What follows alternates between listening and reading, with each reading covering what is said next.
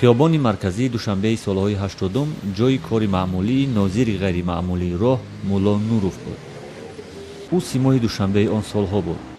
حرکت‌های عجیب و پند و نصیحت به راهگذرها از طریق بلندگویک از شیوه‌های خاص نوروف بود که لب‌ها را به خنده مایل می‌کرد. اما آنچه که او را ویژه، ناتکرار و جلب توجه خودی و بیگانه کرده بود، موی لب‌های مرغوله‌اش بود که حدوداً 15-20 سانتیمتر درازی داشتند. خصوصیت خاصی مولا نور در آن بود که گرچند وی قدیمیانه هم داشت ولی بسیار بروتی به ضربه داشت. یک برودهای داشت که مثال شاید که اگر خیلی ابراز وی گویم اگر از قد خودش هم درازتر بود. همین خیلی من احساس کردم که طبع بسیار چاق می بود، طبع بسیار خوب می بود و یک حالت خوش اگر میشد و همون بروتاش من همون آخری بروتاش تاب دادن میگرفت. همون بروتاش کلان بود، منم که برود داشت همه آیروی بروتاش میشناختم. با رگیروف که دور داشت. هر نفر که آن سالها مهمانی پایتخت تاجیکستان میشد حتما میخواست با آن میلیسای غیر مقرری عکس بگیرد. این مخلص ها بعدا برودهای دراز میلیسا نوروف را تا مجله های خارجی بردند و او را معروفتر کردند. شاید همین چهره عجیب و کامنت های خنده‌دارش بود که رهبلدی مهمانان خارجی همیشه نصیب او میشد.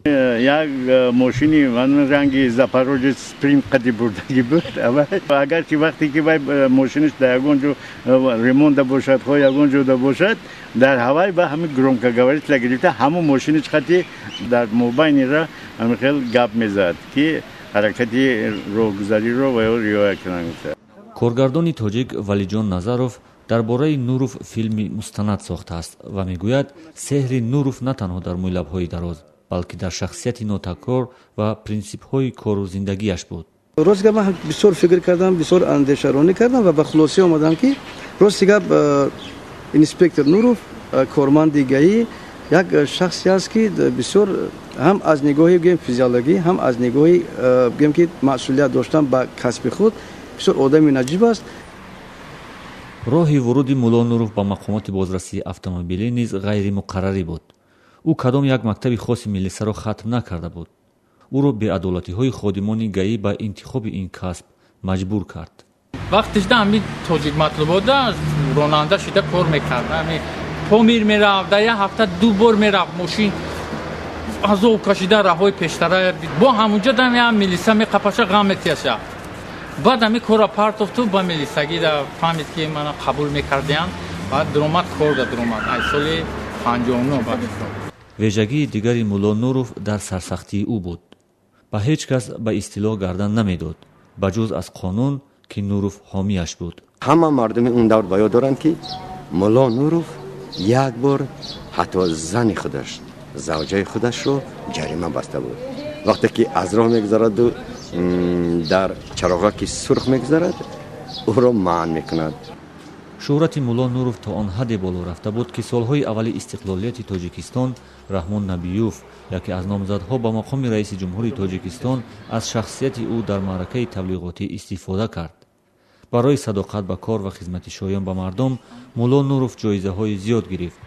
اما این مرد نچندان قامت بلند و برو دراز در یکی از روزهای زمستان سوار همان ماشین معروف دارای بلندگویک از خانه به در رفت و برای همیشه. دوم دکبر سال 1992 قربان جنگ شهروندی می شود. آخران روز با این ماشین شخصی خود به کار رفته بود. بعد در این ماشین من در این جای تیرا پروندگی و در این ماشین پرونده شد. در ریاست بازرسی دولتی اتومبیلی وزارت داخلی تاجیکستان و افتخار مولا نوروف و با هدف تربیت نسل نوی ناظران را جایزه خاص تأسیس شده است. جایزه به افتخار مولا نوروف یعنی ناظر بازرسی دولت اتومبیلی بود و برای اون تشکیل کرده و من این جایزه رو هم نصیب من سپردم. سالهاست که مولا نوروف این رمز دوشنبه پاک و آرام و آسوده در کوچه های شهر نیست، اما کسی نتوانسته است جای او را بگیرد و به اندازه او معروف شود. با رفتن این گونه سیماها چهره پلیس راه نیز کلاً دیگر و از مردم دور شده است. اما حالا نیز وقتی ماشین با بلندگویک از کوچه می‌گذرد، نسل کلانسال بیگمان چند ثانیه ایست می‌کنند ки шояд дар сари чамбараки мошин чеҳраи ошно ва мӯйлабҳои марғуладори мулло Нуровро бубинад.